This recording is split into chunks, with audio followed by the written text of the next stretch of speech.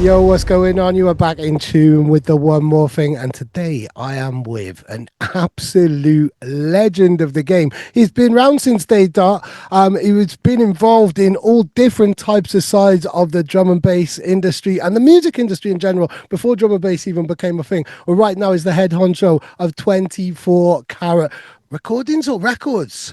I really Recordings should. now. It's Yeah. recordings, right? I didn't know. My brain was flashing then. Like, it's Danny Styles. How are you doing, first of I'm all? good, mate. Thank you for the the wonderful intro there. I Slightly was overhypey, hey, not listen, I very was well almost sitting there going, I'm researched. not worthy. We definitely know you're worthy. And I want to start this interview. Obviously, we're going to talk about your album in a moment. We're going to talk about loads and loads of different things. But I want to start off this interview because I've never been in a situation where I can start off an interview with just these four words. And it could only be relevant to you. But if I say frozen sheets of piss, what do you? I need more closure. Anybody watching this now is going to be thinking, what the hell? It relates to a story. You tell some amazing stories on social media about the old Danny, but the Danny that's still there. Like, if people cross your path, sometimes you're not very happy. And this story just really springs to mind. It's the weirdest way to start an interview, but I think it sums up a little bit of an aspect of your character and your fierceness and your determined sense of what's right, really. So Yeah, I kind let's of have a clear sense them. of justice, I think. Yeah. Like there has to be natural order to there has to be natural order for things to be balanced, right? Yeah, Yeah. yeah, And I've got a massive sense of justice and yeah, it carries through, I guess. Um, definitely. Let's hear this story. Let's hear so this. yeah, that was around I used to have a studio way back when and in Curtin Road around Old Street. And this was when Eddie Pillar owned Acid Jazz Records. He also owned the Blue Note. Right. And because of our proximity and we got to know him, me and my partner Nick, his partner in the studio, we got to know him and that. And we were doing bits of work here and there, and there was sort of somewhat of a relationship building between us as a both as a commercial studio and as artists in our own right, sort of thing. Yeah. Mm. But then I don't know if I don't know if you've heard the stories about Eddie back in the day, but he was not always I didn't know it was Eddie, so I was trying to work out who it was because you said about him owning a venue in that area, which I thought would have been kind of Turn Mills, and I was thinking it was more someone in the house or techno side no, of it was Eddie things. Pillar and it was Acid Right. Jazz Records, right? We done loads of work for him. And uh so basically like we had a bit of a dispute and it started off around an album or a set of tracks that we'd given him, and in the same time he'd he'd used our studio for a bunch of his artists and whatever, and there was outstanding studio fees, but also outstanding monies over the music. So we got the music being delivered, the money delivered for the music that we delivered, well, part of it. And then he was holding back on this other money for studio time, and it wasn't an insignificant amount. And we owed him, we'd done a bunch of tracks for Totally Wired compilations, but we owed him this album that we were going to do, right? And he was then claiming that he was holding back on the studio money because of this album that we were meant to deliver. So we rented a studio with a big enough live room around the corner and slung a mono mic into the middle of the room. And then the rules were if you could play the instrument, you weren't allowed on it. Brilliant. I like those rules.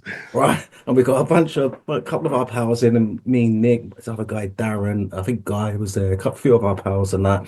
And we were just like jamming at points. It sounded like scarily good, right? But we were just jamming for like half hour, 45 minutes. And I recorded that to a DAT, knowing that they did not have a DAT player in the office, and then went and delivered that as said outstanding album and stole the demo cassette back so that they would not have any record of what I initially gave them, and made them sign a receipt that the tracks on the DAT matched up to the tracks on the demo cassette that I just nicked back. And Brilliant. Eddie went absolutely apeshit when he found out. He threatened all sorts of stuff. And there was quite considerable animosity going back and forth. Threats were going back and forth. And in the end, I think I sprayed in 6 foot letters down the side of the Blue Note. Eddie Pillar is a cunt. Right, like things were escalating. And then Brilliant. my pal Darren stepped in and sort of kind of settled the situation as nothing more would go on. Yeah. Um, but I didn't feel justice had been done. So I got one of them plastic trays, like, like you get on an airplane or whatever, like just a little plastic tray where you sit Yeah. and have your dinner on. And I'd piss into a little jar and pour that into the plastic tray and I'd slide it in the freezer and I'd freeze it. And then I'd turn up to the acid jazz office about 3 o'clock in the morning and just slide the frozen piss underneath the door. And I did that for months, This is months and amazing. months and months. They couldn't work out where the smell of piss was coming from in their foyer. Yeah, I did Brilliant. it for months. So yeah, that was the tray of frozen piss story. What a brilliant opening gambit to an interview. I knew it would make me laugh. There's never going to be another interview situation where I can start with such a succinct story and stuff like that. It took me ages because I was trying to find the story on Facebook to read to another friend, but it sounds even better when you're telling the story. Thing is, though, I do think that this is quite a nice little snapshot of the Danny of old, the energy that you had, and yeah, how you feel about a situation. Like, yeah, like your sense of justice, basically. It is quite a cool character reference in a way, like not to glorify vandalizing anything or posting frozen piss or anything like that, but sometimes needs must, right? Well, yeah, I guess it wasn't a conventional approach, shall we say. Um, but at the same time, I wasn't going to let him get the better of me. So, they spent Definitely. loads of money cleaning the carpet and doing all kinds of stuff in that entrance. So, yeah, and they couldn't work it out.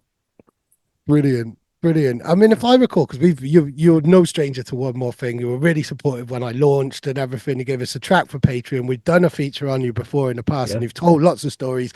For anybody watching this who's intrigued, the link is in the comments.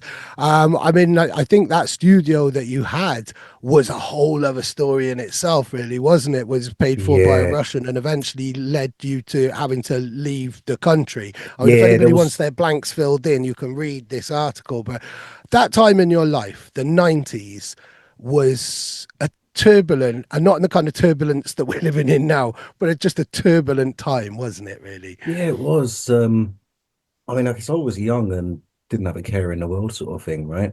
And I battered about from place to place and flitted about from place to place and tried to keep the music going. I mean, the label, many people will know of two other people who were involved in the label who went on to do quite a big, they went on to buy quite a big event name Mm, and do various events and so on and so forth. And I always viewed it as because we fell out right way back when, and I always viewed it as you bastards nipped my label off me, but it wasn't really like that, And then when I sort of chose to when I come back and relaunched the label in 2018, I did it without speaking to him.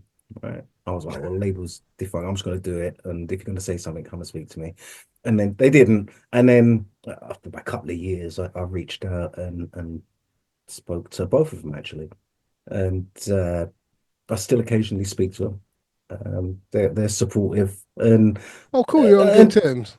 yeah, it was like I spoke to the guy concerned, it was the guy mainly, and I was like, whatever happened back then, I don't even fucking remember it really. Like it was that long ago, and are we really going to sort of hold on to things from sort of 25, 30 years ago and let it define what we do now? Or yeah, do you know what I mean? Yeah, yeah, Life's yeah. too short, so yeah. Um, just sort of reached out and we're on good terms. Yeah, we speak. That's good. That's Yeah, good. I'm not too sure. I mean, you've purposely not named anybody there, so I won't say the names either. But I'm yeah. glad you I'm are. not gonna because people who know the history will know, and people who are that interested to find out, well, they can They'll go and do their find. digging. Yeah, and they'll find Yeah. out. And anyone else, well, you can just wonder, eh? Yeah. Well, what I really liked is the fact that when you started, when 24 Carat originally started in the 90s, I mean, you were surrounded, you were part of a kind of collective and a community of labels which had such a strong influence. And this is stuff that we've covered in our previous interview. But your links with like the Sour lot and Emotive and Yeah, basically like Botch It and Scarpa and yeah, things like that, that crew, that collective, and those individuals were involved in so much amazing music in the yeah, 90s. yeah, Oh, Shy FX came from there essentially. yeah, Like, it exactly. don't get any bigger. Yeah, Don't get T any bigger. Power. Yeah, yeah, Yeah, yeah. Blim. Potential Like, Bad Boy. yeah, Yeah, yeah, potential yeah. bad boy. There's so many that Vinny. came out that Mm, camp. Vinny, yeah. You got sort of Tony and Soto and Tony and Sonia. There yeah. was God, Atomic Hooligan. Go on. Yeah. Big up Yeah, Terry. yeah. There's so many, so many different so many different sort of really great artists came out of that sort of collective and that group at that time, particularly in that area as well. I mean, don't forget in that area at the time, it wasn't just sort of the Sour Lot and people like that. I mean, you had you had Dread who had just opened up their studio over on Brick Lane in the Truman Brewery. You had Zinc was over there. There was the AWOL office on Curtin Road. Um, So, you know, people like Kenny and stuff, Kenny Ken, that would Yeah. regularly be down there. In fact, Kenny will pop in the studio and see us because obviously I sort of got back on Kenny. He's a good friend. Um, yeah, man, but those were really sort of interesting times, sort of both pre pre leaving the label and after leaving 24 Carat and sort of going off to do my own thing. It was an interesting time. The 90s were turbulent, but at the same time, I don't think I'd do it different. Yeah. Yeah. I think you could get away with a lot more. No, the night. Yeah, there was less surveillance, I think. Yes. So you could cover your tracks a little bit more, and there was paperwork. There was paperwork. Not everything was digital. It was Yeah. the 90s. I mean, I'm a little bit younger, so I kind of came in the late 90s. But any DJ that I've spoken to, you just mentioned Dread. So obviously, having spent a lot of time with Ray, and written his book with him and stuff like that. The 90s was a time where everybody got paid. Like Yeah. in summary, Yeah. like when a record got sold, the distributor, the record shop, the artist, as in the musical artist and the designer of the art, the label, everybody got a cut. Everybody actually got paid. Yeah. There was the system worked for a short while, didn't it? Yeah, it And did. not, and I don't want to be boomery, and I don't want to be those were the good old days because there are good old days now, right now as well as we'll get to. But it was a different time. I feel it was easier to get up to mischief in the 90s, I think. Yeah, it was. I feel like if I look back to running around London doing what I was doing back then, it was like the Wild West compared to now. Yeah. Like, yeah, like I'd probably be nicked every single day now if I was doing what I was doing then, right? And it was just daily life back then. In terms of the people got paid thing, I mean, right, I was running around London doing my own thing, sort of always been a bit of a had that entrepreneurial spirit, so to speak, right? But you could do 1,000 records a month, right? And be self-sufficient, pay your bills and you know what I mean, like super rich driving around in a brand new car or anything like that. But sell 1,000 records a month, you're self-sufficient, paid your rent, paid your bills, you could go out, you could eat and all that kind of stuff. The You're not even getting paid essentials. anything for 1,000 streams, Yeah. right? Yeah, completely. And actually, that was my second choice of starting this interview, or one of the other choices was congratulating you on completely extracting yourself from Spotify. So let's move from we've done the 90s now, we've captured the 90s in a very, very, very quick kind of wrap up there. But let's move to the present moment right now.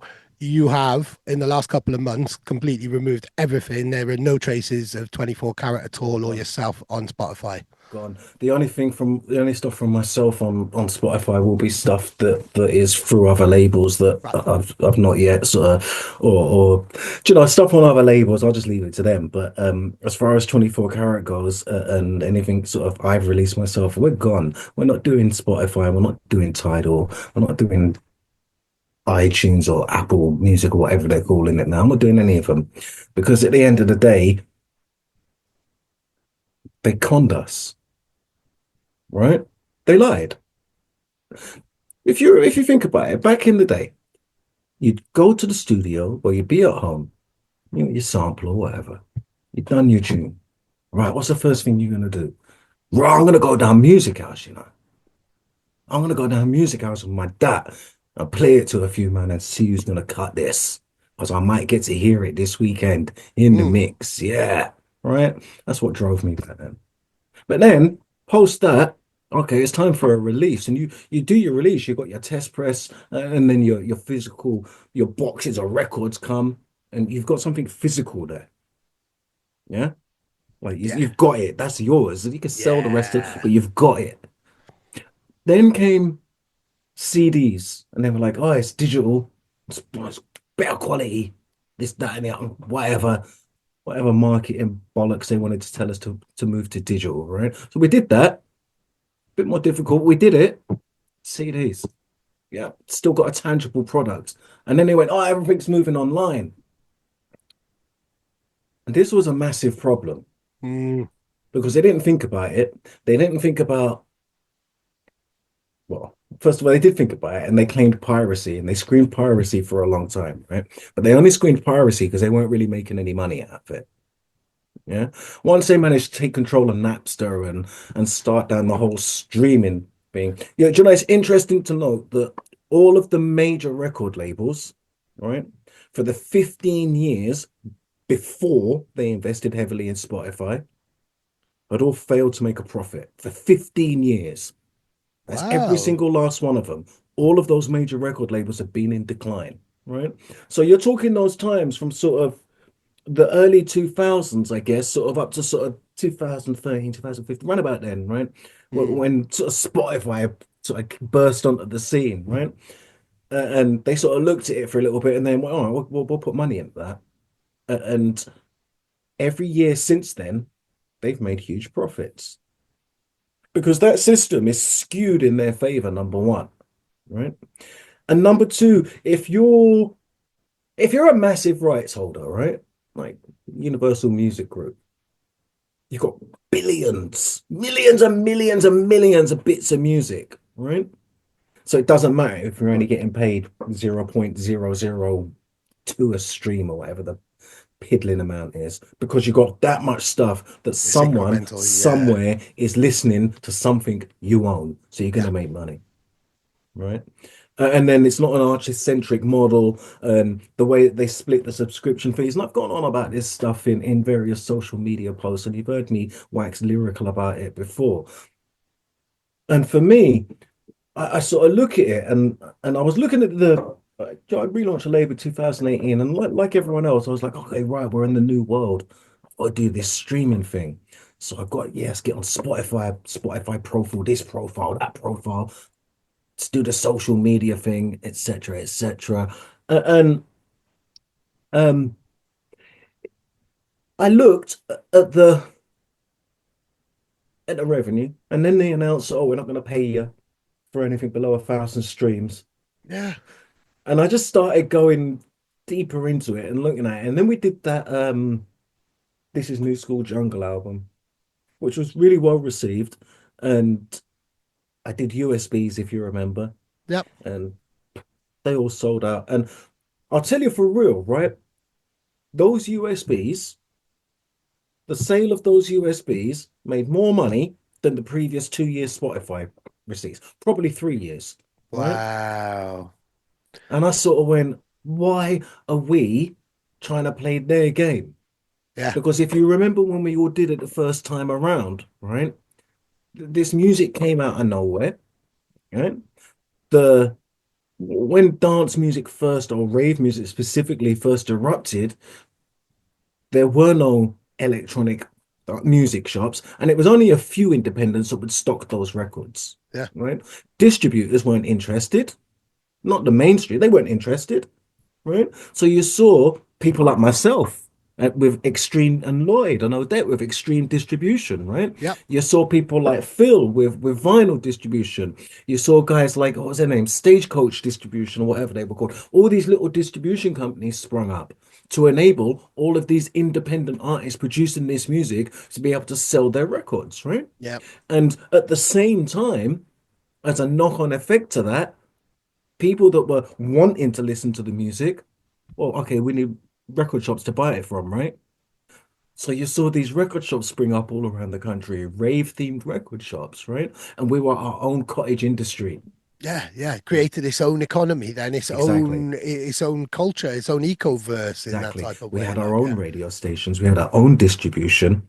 Yeah. We had Even your our, own magazines, like yeah, because Mixed Bag and exactly. DJ Mag kept on saying the jungle was going to die every other issue. So stuff like ATM and Knowledge and stuff like that all came out because it was like, right, okay, well, those magazines don't even know what they're talking about. So it even had its own publications and everything. Like, So when, when did the switch occur?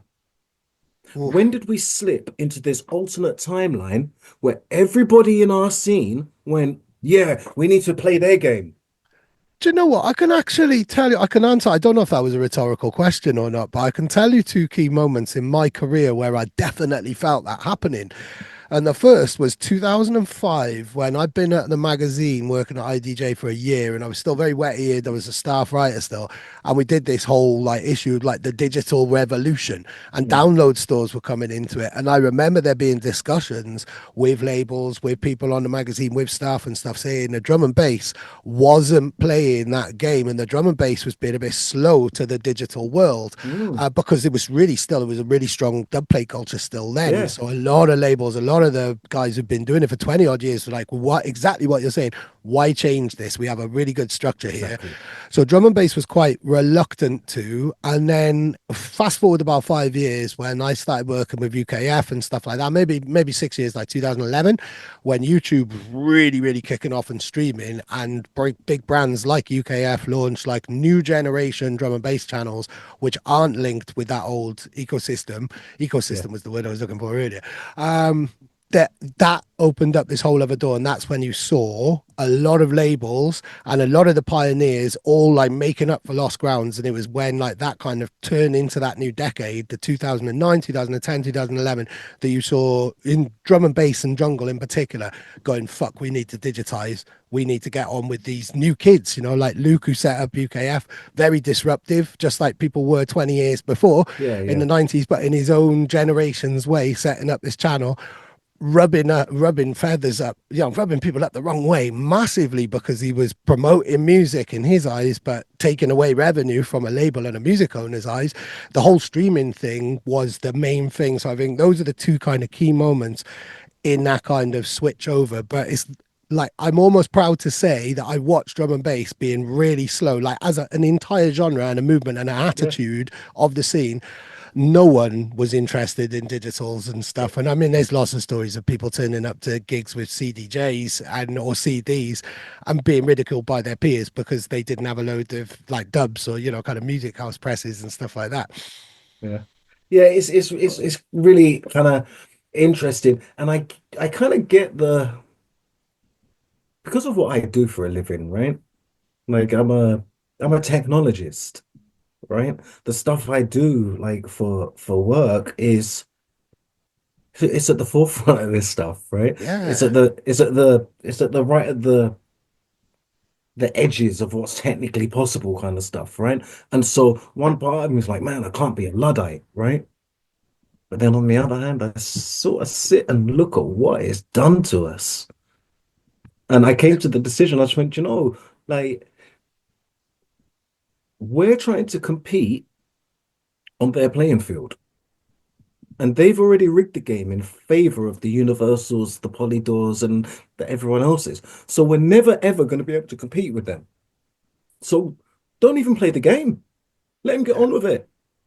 Seriously, let them get on with it because at the end of the day, right, all of these big, gigantic music corporations, they feed from scenes like ours, right? The underground always drives the mainstream. They need us more than we need them. Yeah.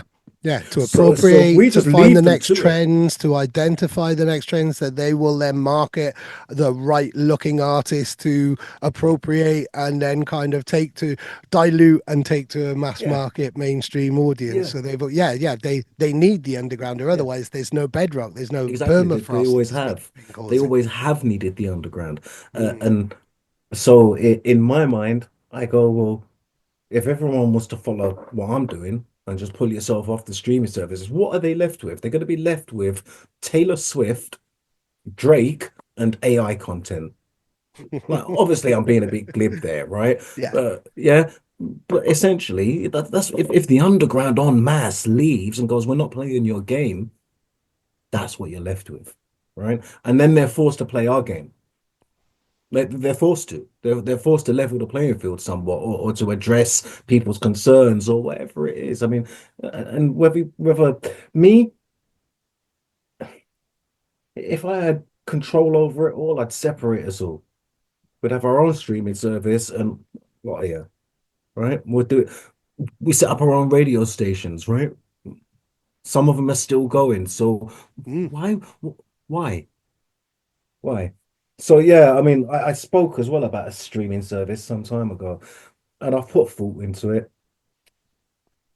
I almost have a plan as well, really. Can It's it be just that done fairly? Can it be done fairly? it, Because it I mean, I do can. love the idea of the accessibility of streaming.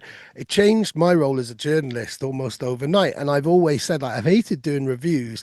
The minute anybody could listen to something online and access it, it's like, right, I don't write reviews ever, ever, ever, because everybody has a pair of ears. Those of us lucky enough to be able to hear, has a pair of ears and can go online and click the song and work out whether we like it or not. I'll go into telling stories and promoting in a different form of way. And I think like the accessibility and that immediacy of being able to check something out is beautiful. And it's a wonderful part of being alive in 2025.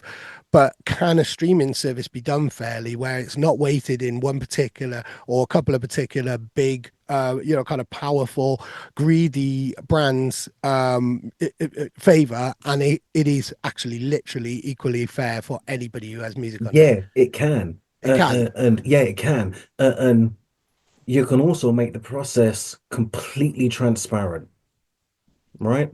So that anyone who's interested can go and look it up Would on a that be with public blockchain? record. Yeah, it would. Right. Yeah.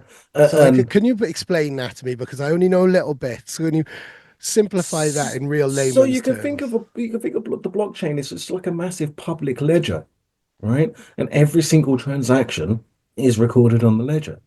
Yeah. So whether that's you, say, buying Bitcoin, for example, yeah, or buying some crypto, and transferring that to a wallet, there's several things involved in that, right? Um, there's obviously having a wallet or the creation of the wallet in the first place. There's the buying or purchasing of the crypto. There's the transferring of the crypto back to that wallet. All of those movements get logged on that blockchain. This all is a public ledger, right? You can apply that to plenty of other fields, industries, scenario. I mean, blockchain is used extensively in the background of most of our financial institutions. Every time you use your debit card, there's a blockchain transaction going on somewhere that day for that transaction between the various banking institutions. We don't know what's going on, but it is, right? Um, so the thought was there that with things like smart contracts, where yeah, smart contracts are a feature of a blockchain, right? And smart Mm. contracts are immutable. Yeah. So you set up the parameters for the smart contract, define the amounts for royalty payout, for example, define the label payout, define the amounts that performing rights organizations are going to want, and the publishing organizations and that kind of stuff. You define all that, all in the smart contract. Um, then every time a track is played, because blockchain's slow, obviously wouldn't store your audio and all of that kind of stuff on the blockchain. You do that in sort of Web 2.0 world, right? But that playing off that track by a paid subscriber, for example, gets logged, slung into a database, and at the end of the day, the blockchain gets updated with those transactions, right? And it's a mutable ledger. It's there. Um, Even the payouts can be automated. So I don't see why. And if anyone's out there listening to me talking about this and has got half a sense of what I'm talking about, right? I've actually got the whole thing laid out. I've even written all the smart contracts. I just don't have the time or the money to see it through. Wow. Wow. That's frustrating knowing that there is a solution there, but I mean that is life at the moment, isn't it? Whether we're looking at any type of sector, any type of aspect of geopolitics, local politics, national politics, or anything, that it kind of it's frustrating that sometimes you can quite easily see a solution, but nobody's going to sanction that because it's going to take away money, Yeah. profit, or power or influence from certain agencies or certain people, or types of people who have always had it and don't want to lose it, really, isn't it? And Yeah, and you know the times that we're in, um, I feel like we're in unprecedented times, really. Like taking it away from music for a little bit. I mean, we've never had a point in time in human history or recorded human history where so few control so much, right? We're at a point in time where in the next 10 or so years, we're going to see the Earth's first trillionaire. that's mad, isn't it? Yeah, think about that for a second. The world's Yeah. first trillionaire. That's more than countries own. Several countries put Yeah. together.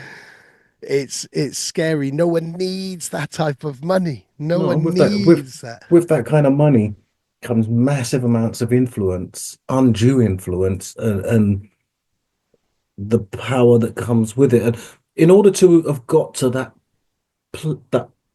that sort of in order to have achieved that level of wealth, you have to be a certain type of person, right? Well, I believe you do. In order Yeah, to you have to be driven by something to hoard that much, right? You're only ever going to want more, yeah, and you yeah. only It's ever never get going to that at the stop expense of there. other people. So Yeah. I've got nothing against people being well off and people earning money, right? Oh, And totally, totally. and people being paid compensated fairly for the work they do. I mean, I'm well paid for the work I do, right? Um, but I draw the line at sort of billionaires and trillionaires. I mean, there's just Yeah, no need for it. yeah. You can't take it with you when you're gone. And the people who will inherit it, if they do, they're not going to understand the value of it, even if you've worked hard to earn those trillions. Like your Nepo descendants are definitely not going to.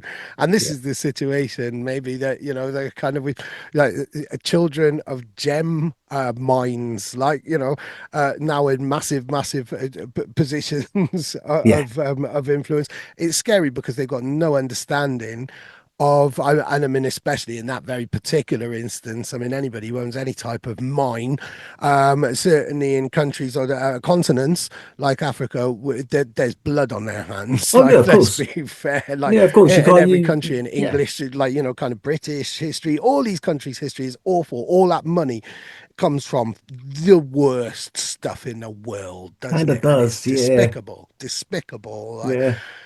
I mean, how do you counter that then? Besides ranting on social media, and you are incredibly clear, and you do offer solutions, and you do break down really complex tech situations and political situations. Quite often, I'd advise anybody to link up and read some of Danny's posts because they help me find some clarity in a lot of things.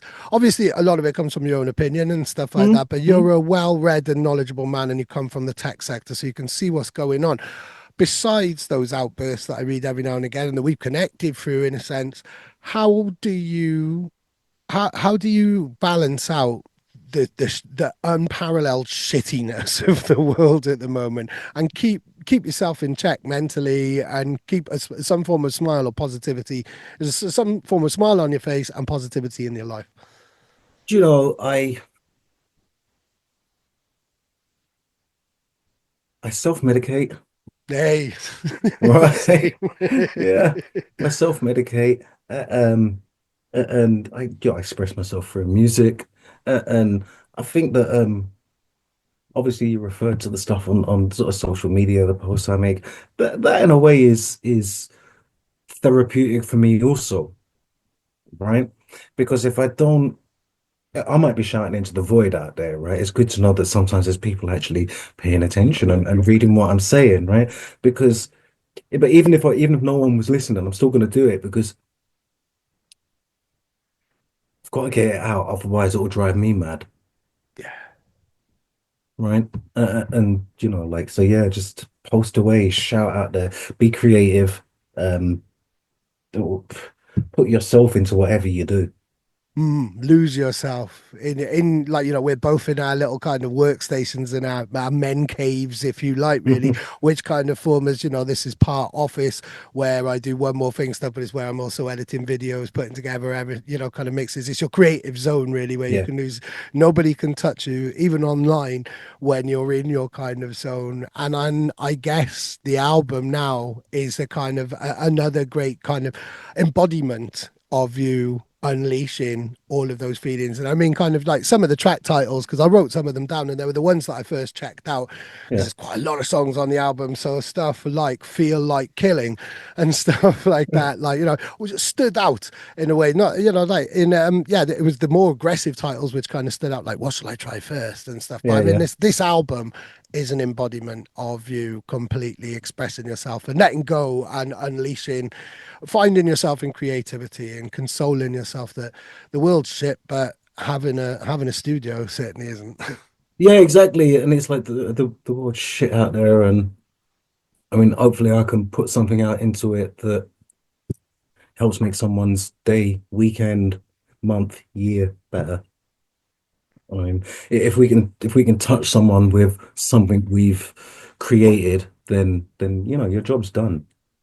Yeah, yeah, definitely. When did the album kind of start? When did you decide, right, it's album time? Is it like, was there a moment, or did you realize he just had a growing collection of tracks which could eventually No, it kind of shape? started like that. I had a growing collection of tracks, and I obviously I run the label, but there's quite a lot of artists, and um, I'm sort of quite notorious for forgetting myself, and it's not often I actually have a release on my own label. Like it's bizarre.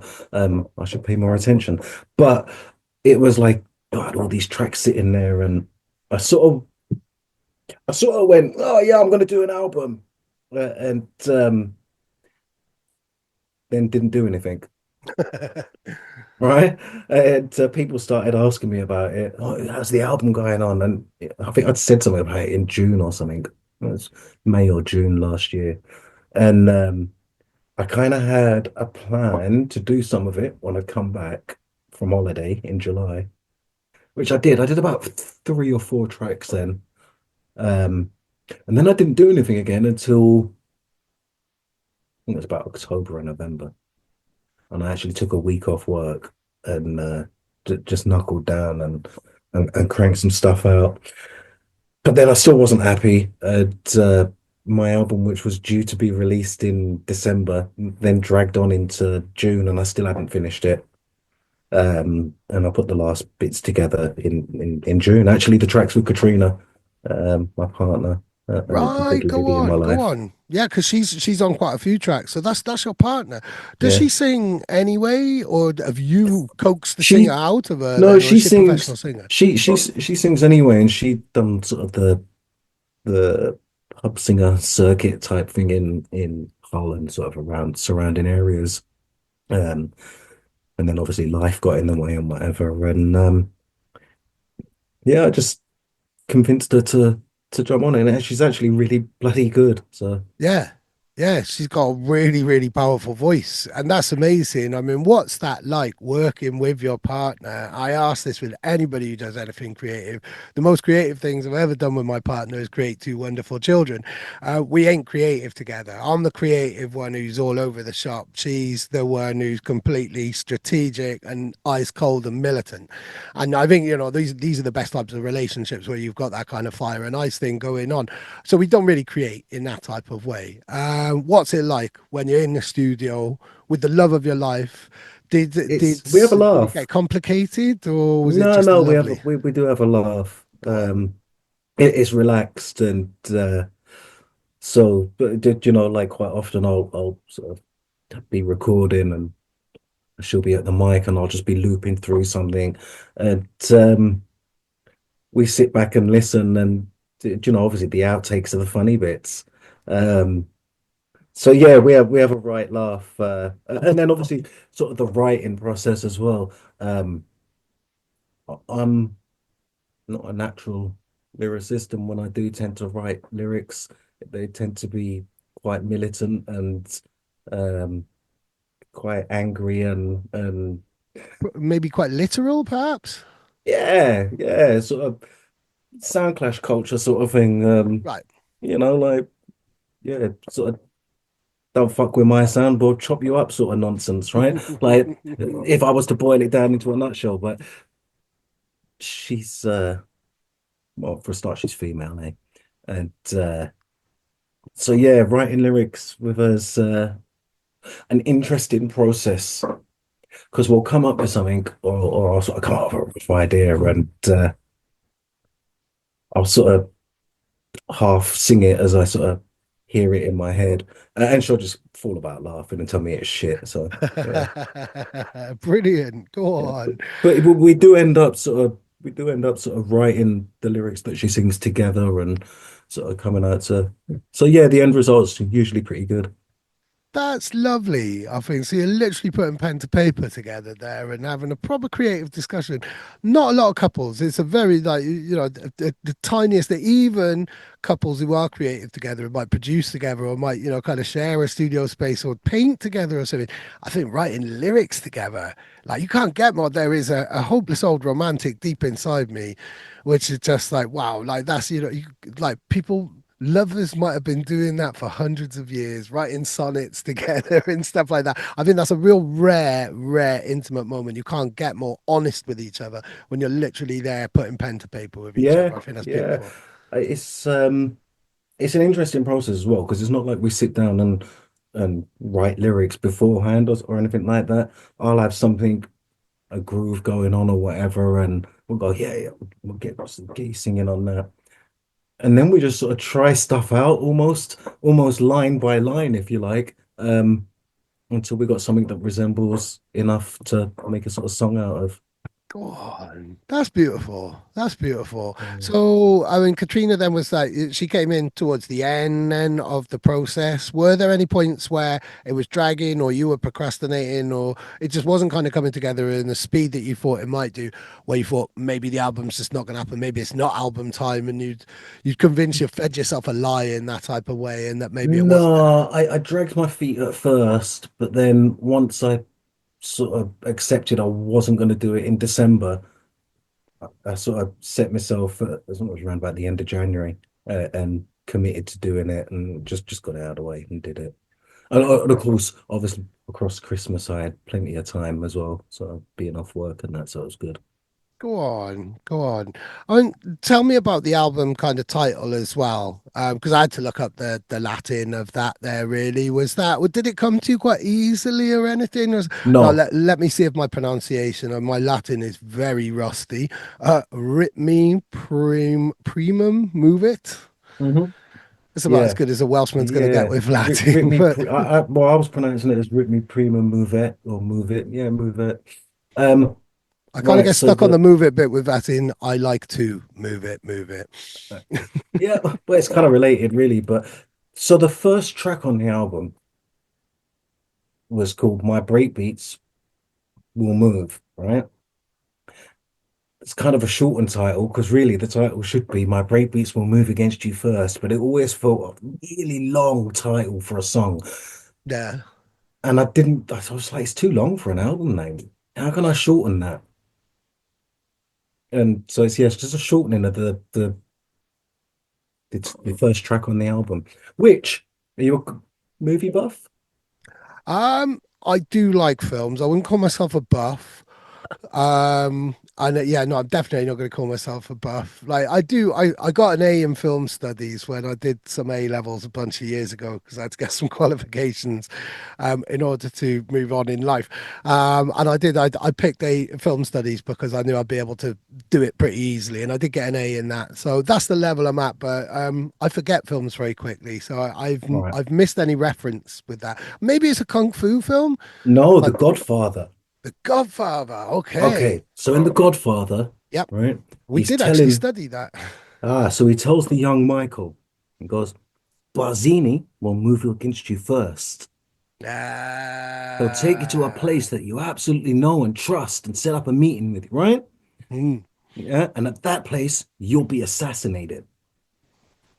brilliant. So, when I was making that track, I sort of had there's quite a lot of sort of orchestral elements to that particular track in the intro. And it's Yeah. quite a big, long intro. It's quite epic, really. And I was trying to come up with something to throw in there, and I tried all kinds of different things, all different vocal samples, snippets from films, and I actually accidentally dragged that piece from The Godfather in there. Right. And the timing of what he was saying, I liked, right? The timing and the tone, it was just the words were wrong. Like, how was Barzini ever going to be relevant to this, right? So, I used AI, and Ah, yeah, I trained an AI on Marlon Brando's voice from the movie. so you actually trained it then? So you Yeah, kind of gave it which AI I system forget which one I platform? used. It was one of the ones on Hugging Face.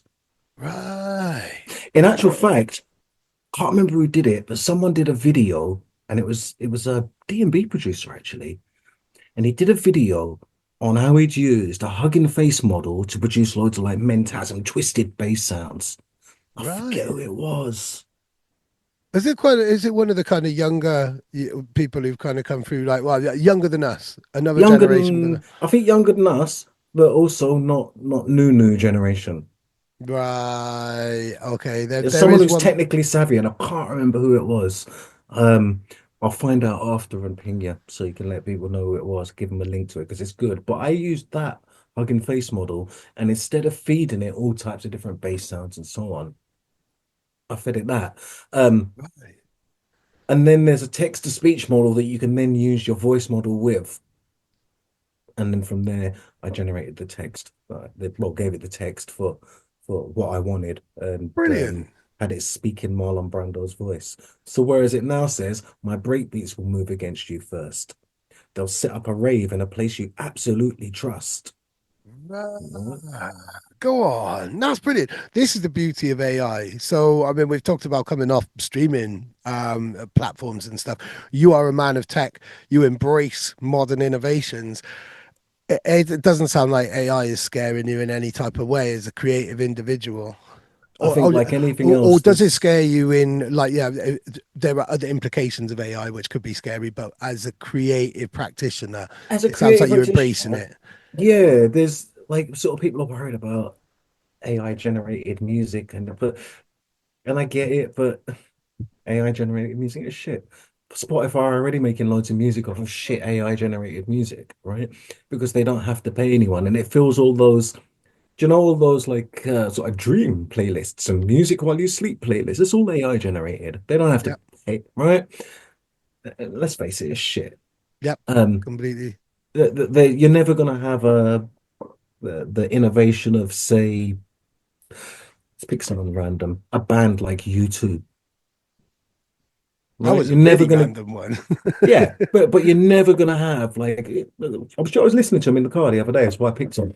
Um, I was listening to was it Sunday Bloody Sunday? Oh, With or Right. Without Okay. You. Right. Okay. Right, listening to Bono wail out With or Without You. Great song. Um, AI couldn't generate that. It could Yeah. generate a facsimile of it, right? But it couldn't come up with that on its own, right? So I don't see what everyone's so scared about. It's a tool like anything else. Massively. I mean, I wouldn't be able to do half the things I do as a one-man army. Okay, I mean, I have like I got to big up people who I mentor and part of my team, but as generally as one more thing as a one-man army, design things and all of these certain things which I wouldn't have been able to do before. Through AI, I am able to do so much more as a Yeah, startup, as a creative individual yeah, in that type of massive way. time saver and stuff. Yeah. Yeah. Also remember that what they're selling to us really is AI. It's not really intelligent in any way. It's not. It's not. Uh, This is actually it's a post I was just thinking. Like, I remember reading a really interesting social media post. They were saying like it's not actually it's not intelligent at all. It's still working off instructions and it's still coming to the same biases and the same assumptions that dumbass human beings have been doing anyway in the first place. Like, yeah, because it's a result of the information that's pumped into it, right? It's only as good as its training data set, yeah, right? Even these AI models that now reason and think, they're not actually, I'd hesitate to call it thinking. They're evaluating the steps they were planning to take against the original task. Um, it's still just a bunch of code running though. It's not yeah, it's thinking. still flow charts, it's still logic, if Yeah, yes, yeah, if yeah, no yeah, yeah. type of scenarios. Oh, and the one thing I was going to think when you came up with you too, I was thinking Dead Mouse because I use him as an example in a talk that I do for college students sometimes. And it's, where it's about being unique and about not being conservative, not following the crowd and not being influenced by the mainstream. And Dead Hmm? Mouse said something saying like the time for bland music is over. If you want bland bullshit, then yeah, prompt AI. But if human music, I think now is a real kind of Yeah, watershed moment for real human music. And then if you just want to copy and cut and paste and use a bunch of samples from Splice, great. yeah, But you are in the AI side of things instead of real raw artful expression, really, in that type of way. Like fucking push boundaries, break rules, do stuff that no AI model is ever going to think of because it hasn't got that human sense of rebellion or sense of rage, frustration, inner angst, and all of these other places that art usually comes from, isn't it? right. And without that, because AI is governed by rules and safeguards, and right, people will continually seeing stories about, oh, you can jailbreak this and get it to do this and yada yada, right? Why? Because they're confining it and shaping how it operates, and so it's not going to be able to break free of those and create something spontaneous and new. It's just impossible. And then I also think about in terms of AI, so we won't really see anything, I don't think, significant in terms of actual intelligence um, until architecture changes, and you might see AI running on the new promise of quantum chips and quantum computing, and then you might see something emerge, right? But if here's the problem with this, right? If a super intelligence emerges from the field of AI, right? Human beings are expecting that intelligence or wanting that intelligence to mirror our own. Mm. How Because, can it though? Because it's going to be a super one, so it's going to be another plane that we're not going to be able to understand, or right, because it's right. yeah, And it's going to be we've only got our own frame of reference to go by, right? This thing's going to be essentially an alien intelligence. When it yeah. does emerge, it is an alien intelligence that they're striving to create. And at that point, when something does achieve some form of intelligence and knows that it's different from us, and it sees things and thinks in a totally different way to us, right? Where'd you go from there? Yeah. Yeah, yeah. I don't know. I don't know. And that's something, yeah, it would be exactly the same as kind of somebody from another planet or completely sense of logic, completely different. So it's not And any that type of reference points that we have, we can't match onto this. You can't forecast it in any way, can you? and that was kind of what I was thinking about when I wrote "We Are Artificially Intelligent." That's the other track that I've written down here. Feel Like Oh, is Killing it? and We Are Artificially Intelligent. They're my two favorite tracks out of the album. By you're like, I haven't. If I wish I'd spent more time with the album, it's on my USB. There's a bunch of tracks that I want to play, and I've got some sets where specifically I know a couple of tunes are going to really, really work. But that's what I've written down. Two tracks that I really, really like. fave tunes. Feel Like Killing, We Are Artificially Intelligent. I think it was great. Like I was going to ask about that and kind of get to that in a moment. Really, tell me about that track. It was that was actually written.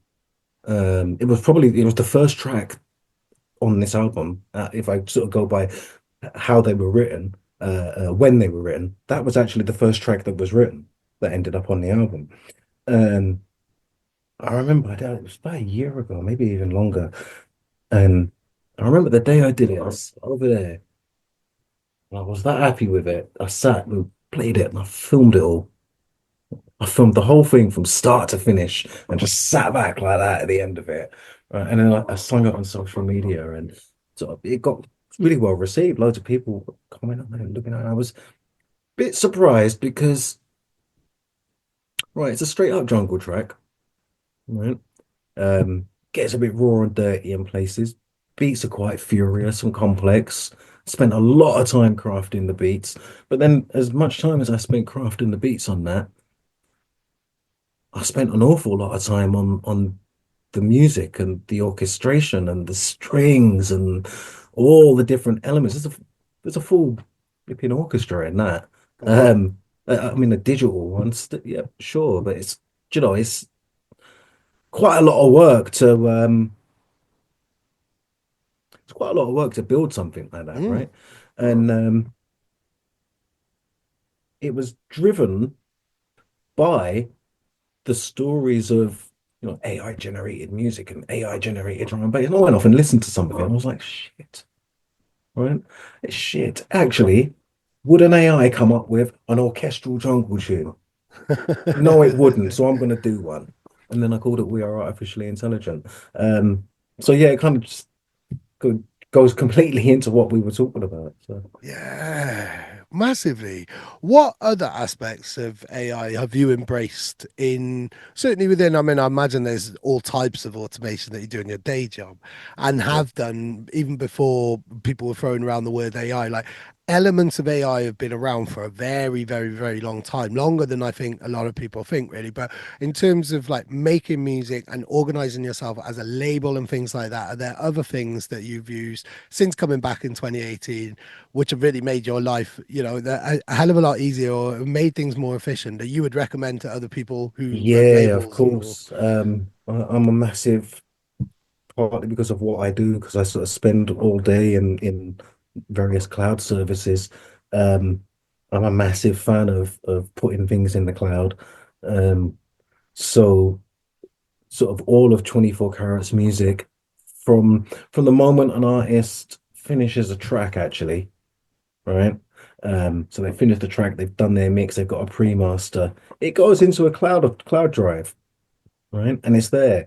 From there, it moves through different areas as it gets further along in the process. And once it's been mastered, it goes into a masters folder and so on and so forth. But the advantages to that are tenfold. I mean, I can share access to the masters folder with trusted DJs, right?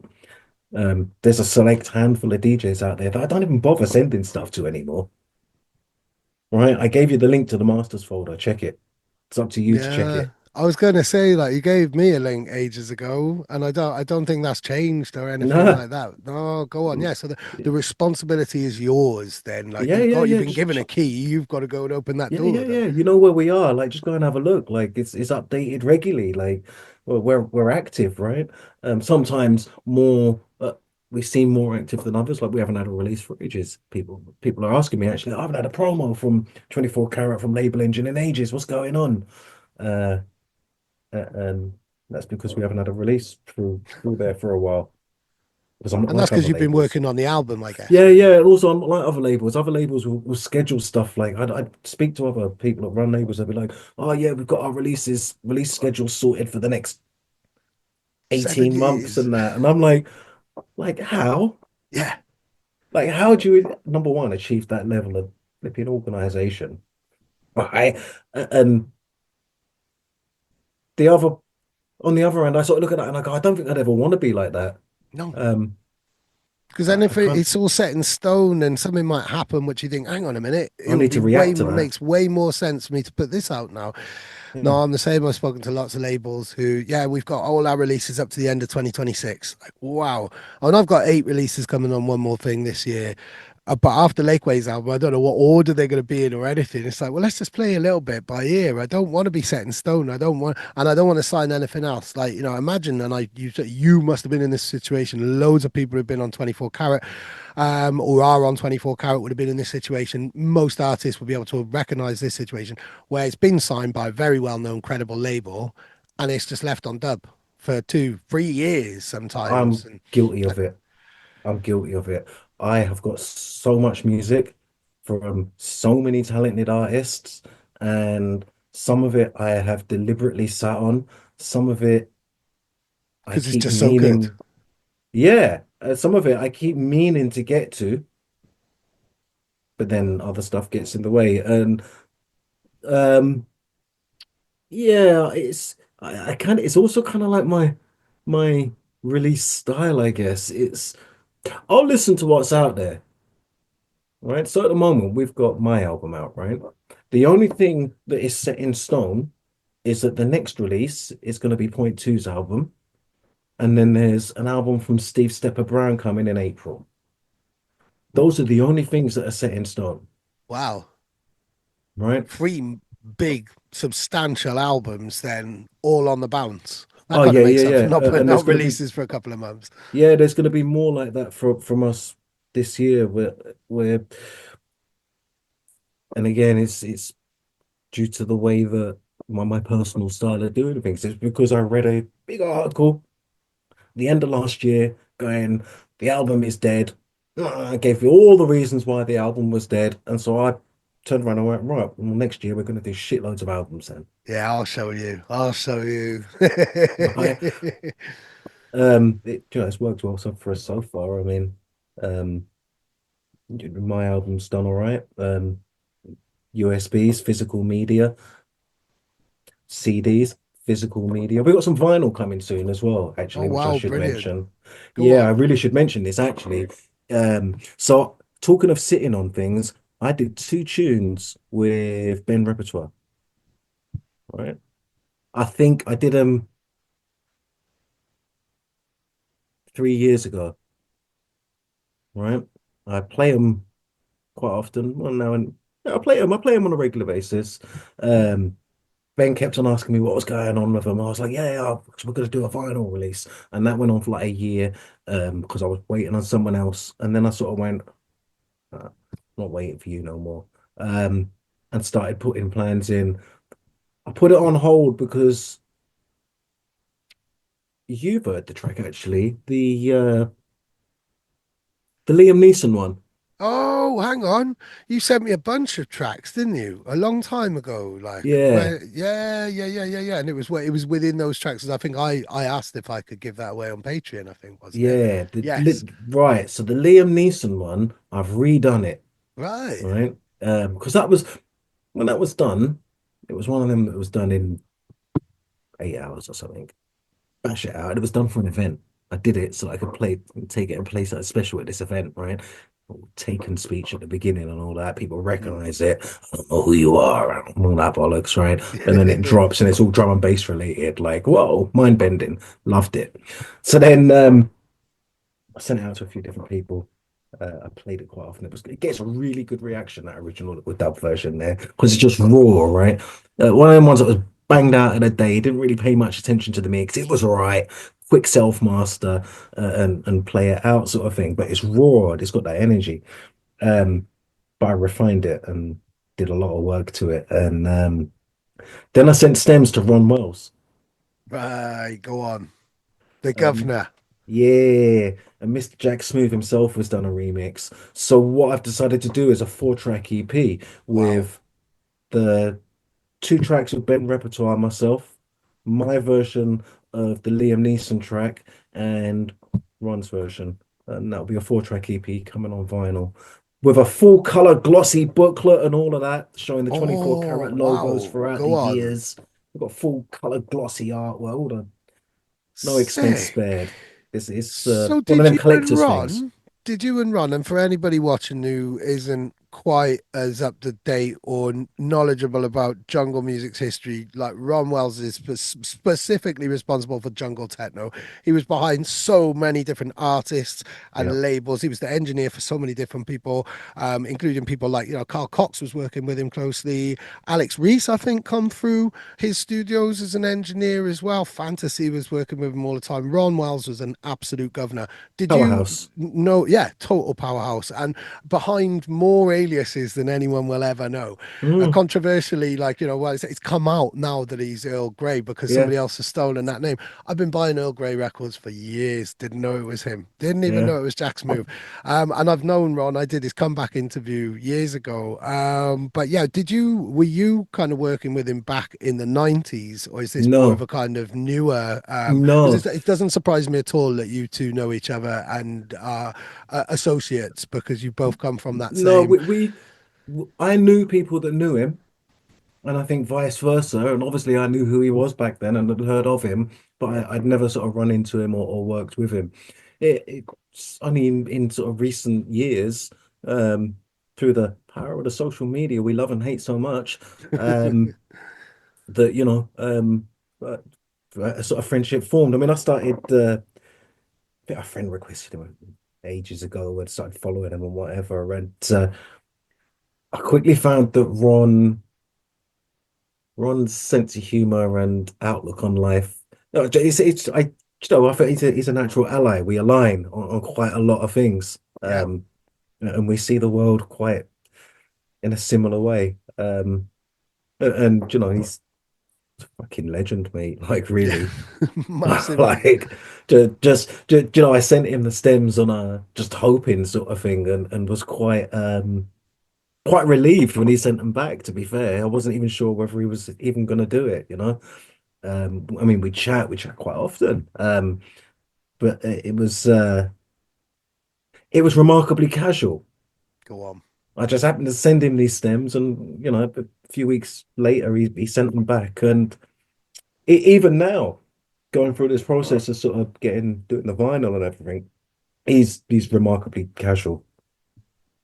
He's Yeah. he's one of the good guys from this. Yeah. I mean, in a similar way to you, he took a massive departure from the scene because he could feel it. I mean, I remember our interview. It's going back about 7 or 8 years, I think, when he started to really kind of venture back into things.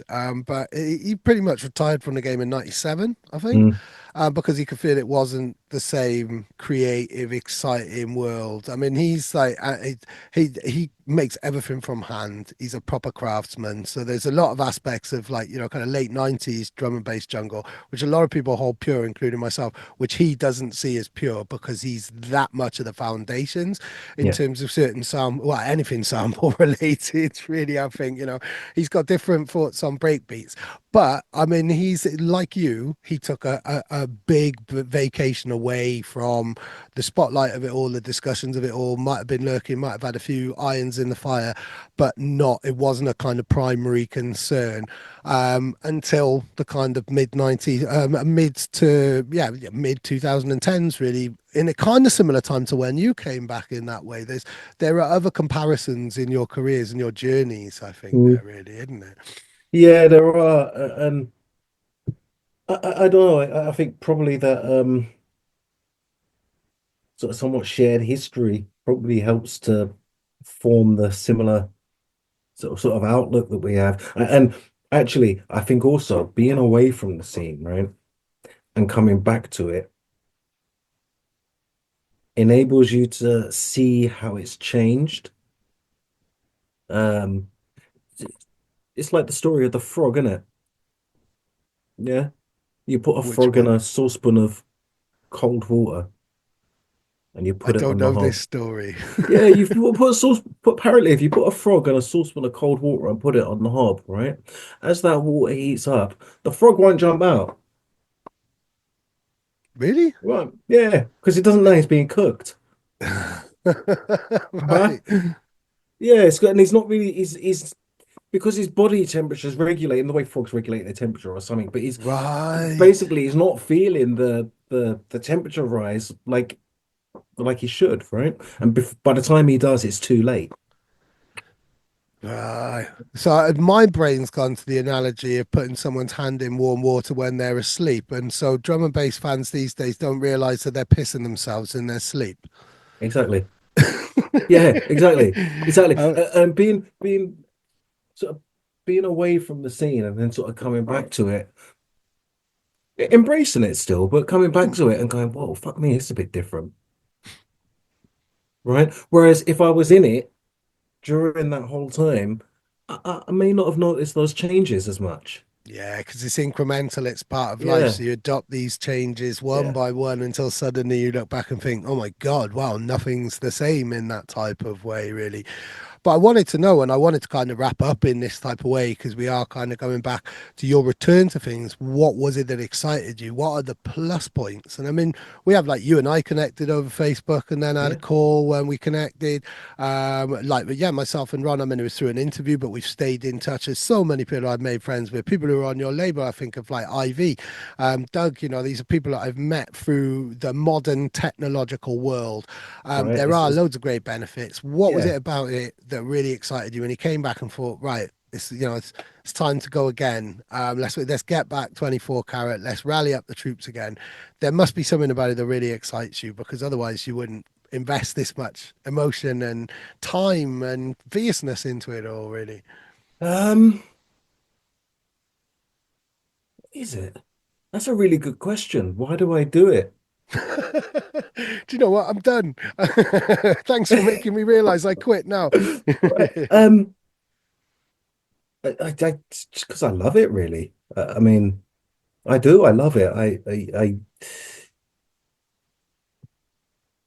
I can think of nothing better than sitting over there, Mm, cutting up beats, twisting the knobs on the keyboards there, on the synths, and getting lost in and creating something. Do you know what it is? I tell you what it is. It's when I'm building something, right? And you're sort of going through different ideas and you're popping things together. Yeah, that sounds all right. I'll keep that. And, oh, I'll do that there. And you're sort of building it up. And then you get to that bit and I go, because I sort of build, I don't know how other people build tunes, but I build them the way you hear them, right? right. I start from the beginning and build forward. I know that a lot of other people, they might start with some loops and fling a bass in there and get a groove going. No, no, no, no. I build from the beginning, right? And I Right. get something that's like, oh yeah, that's going to be my intro. Sounds dope. Because at that point, and it's this bit that does it for me, it's when I've sort of constructing that first drop where that bass comes in the first time, right? And when I'm constructing that and I build it and I get it, and I might play my bass and tweak the sounds, I get that in. Now I've got it, I've got a rough idea of how it's going to sound like. Let's play it from the beginning and hear how that's going to drop for the very first time. And when that sounds right, the rest of the tune just comes. Right, go on. I would imagine, because that's how I write an article. I don't like a lot of people will write an article and they'll get their main argument and then top and tail it with their intro and their conclusion, but they'll get the main beef down. But I always start with the intro because if you don't start with the intro, how the hell are you going to lure people in? Are you going to set the scene and set the Right. tones and the references for the rest of the story in that type of way? There's no right or wrong way to start a track, but I would imagine that makes complete logical sense to me because then it all starts from the intro. It starts from that point of intro, point of origin, point of introduction into that tune. That's the moment you've stepped into that tune's own universe. So it all needs to make sense to the It start, does. doesn't it? And do you know, also, I think touching on that, I think it's something that I feel is kind of lost from modern drum and bass and right. You remember those tunes back in the day with the long 64 bar and longer intros, right? Oh God, yeah. And then you think about the format of our music. You have this intro, then generally have like a drum and bass bit, might have a little breakdown, and then a drum and bass bit for the mix out, right? So if you're trying to tell a story, where are you going to do it? You're going to start at the start. Yeah, yeah. So you got it's and so you'll hear it on the album. Like there's quite a few long, quite long, drawn out intros. I make the most of it. right? Because then I've got my drum and bass bit and I'm doing something different and I'm trying to make you move within the same vibe and it's it's more about the feel and the groove. Remembering that intro what you just heard, right? And then oh we're gonna break down into that so you get another taste of that and then whoop, we're gonna mix out now, right? So you've only got you've only got that intro and that sort of that breakdown and a little bit piece before the breakdown, sort of where you can really express yourself because you Yeah. know our music's kind of formulaic in a way, right? Hmm. There are rules and constraints within what's going to be played and what's acceptable and what can be mixed, and so yeah, you kind of need to work within those if you want it to be heard, right? So you've kind of got to you've kind of got to get yourself into those bits, really. Yeah, those are the arty bits. Those are the Yeah, bits yeah, that yeah, carry your soul in a way. yeah, Like, yeah, yeah, and then yeah. you know that middle bit's the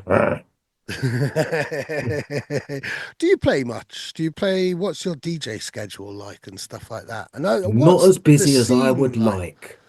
Where is there drum and bass much in? It's Hull, isn't it? You're in. Yeah, Hull. Yeah, Yeah. do you know, I've got this guy up here called Easy T with resonating audio. You got Quirky Ken, um, who he worked with a label called Hey You. Um, you've got Poison, DJ Poison Connect. Um, and all the guys that I've met in Hull that are sort of drum and bass, they're all a good bunch of guys. Actually, there's 12-step audio are up here as well.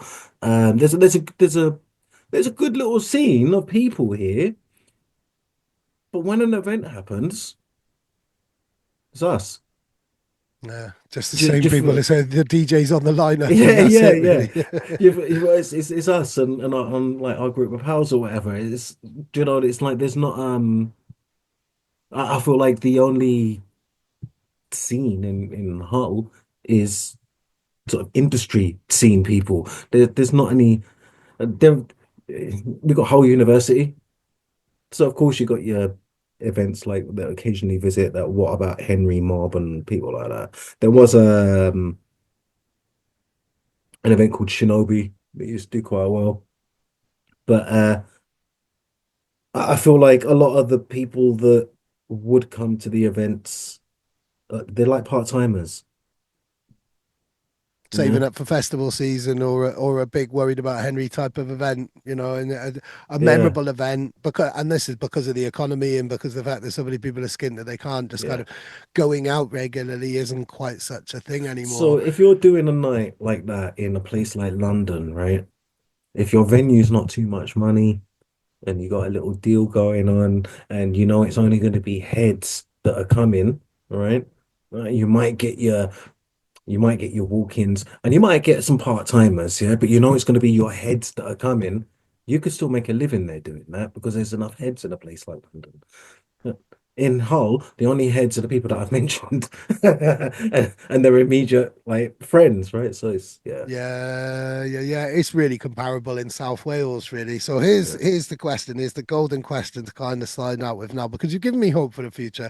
You spun some positive light on AI. We've talked about some really negative aspects of life, but found positivity in all of it, and we found silver linings around all these clouds. I'm in from my point of view with one more thing, building up a body of work now, like a discography, a library of music. I'm not thinking of DJs so much. I'm thinking about its potential for games, for films, for TV, having a body of work that could work that my kids can enjoy while we're having tea and stuff like that. And they listen to, I play some crazy stuff. So that isn't, I'm not talking about mainstream music, but stuff that can relate outside of the dance floors, because it does feel like raving isn't quite the common practice as it was, yeah, nowadays that it has been, and things go around in cycles. What's your hope for rave culture in that way? Because people are always going to want to dance. There will always yeah, be some form of it, but it's not like it used to be. Do you have a positive light to spin on this? yeah. I do. I mean, people of my age or our generation, we're always going to look back, and all of those younger people. that are in the scene right now, when they get to our age, they're gonna look back and claim their time was the greatest time ever, right? Yep. It's what older people do, right? Um, It's actually um, something I say whenever I do a talk to students. It's like now is the best time, whatever generation, because nobody can help when they're born. So if you yeah, don't embrace your time like it's the best fucking time, then why are you doing anything? Like exactly. it has to be the best time now because you can't help what age you are or anything. So yeah, the, I, the new generations will look back. I have hopes that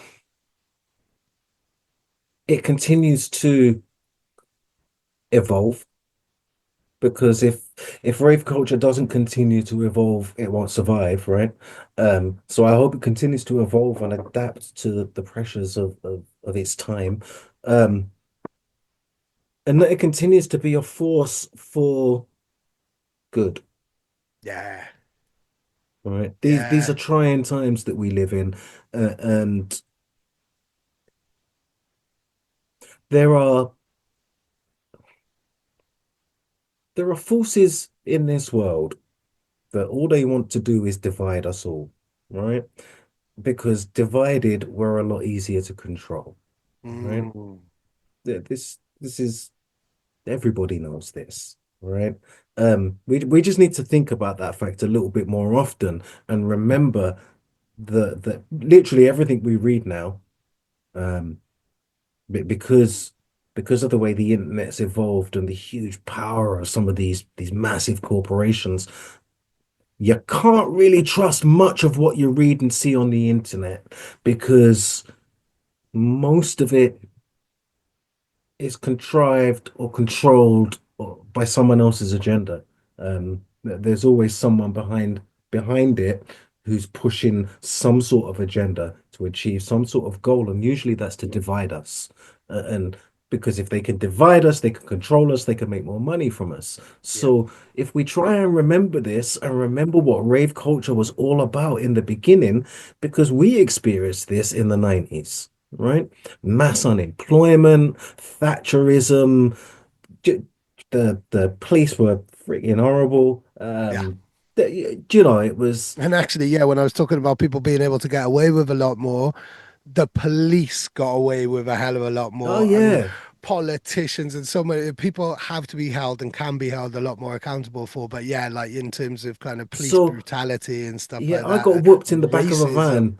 I got Mm, whooped in the back of a van like more than once, right? wow. Um, Stuff that I'd like to think it wouldn't occur now, right? But it was a common occurrence where I grew up, right? And so as fucked as the world is now, it was just as fucked back then. And rave culture kind of came out as a reaction to that, right? Rave culture came out of this social unrest, and for the first time, really, and it's what scared them so much. For the first time, really, middle class Britain, right? And even parts of the upper class were mixing with the working class and ethnic Mm, minorities, and we were all doing so under one banner, and no one gave a fuck where you came from, and we were yeah. all united in our love for the music, and there was a togetherness, right? And it scared the shit out of them. Their reaction to it was things like the Criminal Justice Act. It scared the shit out of the establishment. Remember that when you come together en masse, you have power. And they're scared of it. They're scared of us. Yeah. Yeah, we need to remember that. We need to remember that, like with just strength in numbers, and that we have Yeah. way more in common with each other, regardless of class and background and all of that, than we Yeah. do with bloody billionaires and soon But to yeah, be yeah, exactly trillionaires this, and stuff. exactly this. Like at the end of the day, if the fella over the road, for example, wanted to vote reform, I might not agree with his choice of party, right? But actually, despite my imaginary neighbor's views on immigration and whatever else, we've got more in common than the billionaire Musk that's funding parties like this, Yeah. right? Yeah. And that people like that, and people like the Farages, and even the Starmers, all of them, those people, they want me and my neighbor at each other's throats because when we come together, right? If all of us come together and take a walk down the Downing Street, Yeah. and really, I kind of think like it's time to make politicians and people like that accountable again. For far too long, they've got away with going, "I'm from a hardworking people" on TV, right? Hardworking families. We're doing this for hard work. Hear it time and time again. Yeah. Nothing changes. Nothing's changed in 30 years. And yet we sit here and take it. And Or they get, boiling in our frog water. yeah, we are. And they get richer and things get worse and people get poorer and the cost of living goes up. If you think about this, mate, right? In the past 15 years, the average wage has increased by about 15% in most Western economies, right? In the UK and the US, and in most of Europe, the average house price has more than doubled. At the same time, the cost of our general living has also gone up. Yep. Energy, food, and everything else, right? So actually, you're worse off now, even with the 15% of pay rises, than you were 15 years ago. Yep. So where's all that extra money going to? They're on the rob massively. And we sit here and take it. And it doesn't matter really who's in power because they're all in hock to billionaires, right? Yep. All of them. They're all All in in the hock pocket. to special Yeah. interests and billionaires, right? Because if they don't do the billionaires bidding, then the billionaire puts loads of money into his opposition and just selects another puppet. And that's the way it's been for decades. Yep. And you know, we need to make these people accountable again and make them realize that it's not okay to sit on TV doing this because you get caught with your pants down and really I'm in favor if you get caught with your pants down like as a politician or the leader of a country or whatever you get executed like seriously if that was the price to pay for corruption I think they'd think twice about it. Execution. I wouldn't want to condone execution, Just but listen, I like think there's something for it, right? Hear me out strong here. penalties, but It's a bit more than extreme. trays of piss. So. It's a bit extreme, but hear me out here.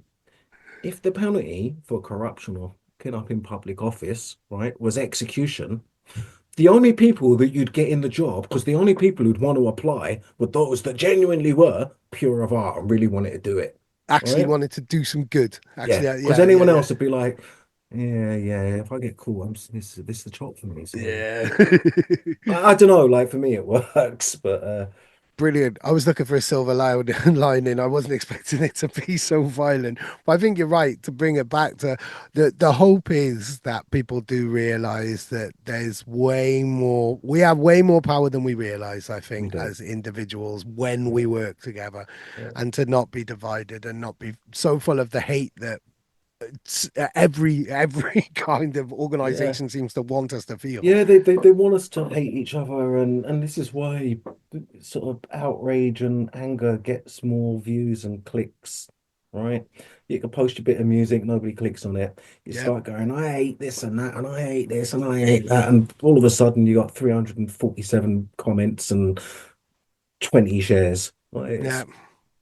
it's because they reward that kind of behavior because that's what they want. That's what they want. That's what they Yeah. want. We're not about that though, are we? No, man, it's all about peace and love. Come on. And do you know, like, I might get a bit political and angry sometimes when I post stuff, but I do it from a place of I, Justice. You yeah, I said the do. I do word it from a right at the place of yeah, start. I do. Yeah. Yeah, I do it from a good place. Like I genuinely mean what I say. Try and eat me on dog food.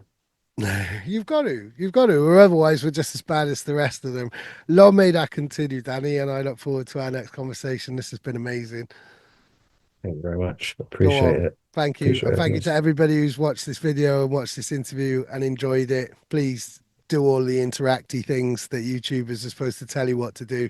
Yeah. You're going to do it or you're not going to do it either way. But this has been an amazing conversation And and thank you last very last much. little plug, we'll go 24carat.bandcamp.com because that's going to be the focus for us this year going forward. Like you say, we've removed ourselves from streaming services. We'll only be available on Bandcamp, Beatport, Juno. That's kind of it. Brilliant. All the links are in the description. There we go. Danny, man, it's been amazing. Thank you. Cool. Appreciate it. Nice one, Dave.